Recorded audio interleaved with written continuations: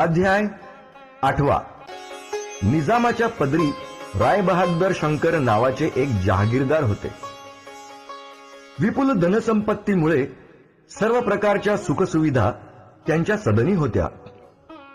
मात्र पूर्वकर्माचे भोग म्हणून की काय, राव बहादरांना ब्रह्मसंबंधाची बाधा झाली होती. त्यांना अन्न पाणी गोड लागत नव्हते. चिंतेमुळे झोप येत नव्हती. भोगविलासात रस राहिला नव्हता आणि शरीर कृश होत चालले होते.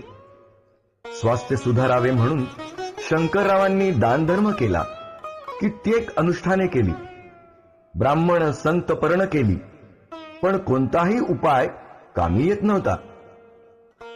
शेवटी श्री दत्तात्रेयांची सेवा करावी म्हणून रायबहाद्दर श्री गाणगापुरात येऊन पोहोचले.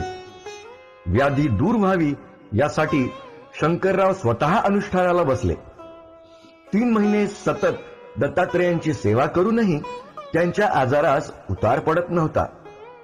एके दिवशी स्वप्नात शंकररावांना दृष्टांत झाला. अक्कलकोटी जावे तुला, तेथे करावी स्वामी सेवा.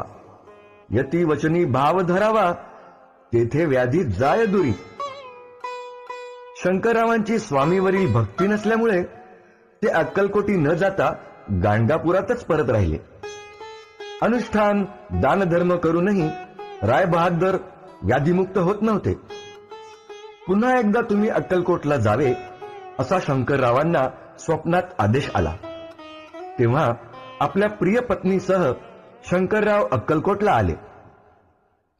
स्वामीमय झालेल्या अक्कलकोट नगरीच्या दर्शनानं शंकरराव अचंबित झाले. लवकरात लवकर स्वामींची भेट व्हावी अशी रायबहाद्दरांना ओढ लागली.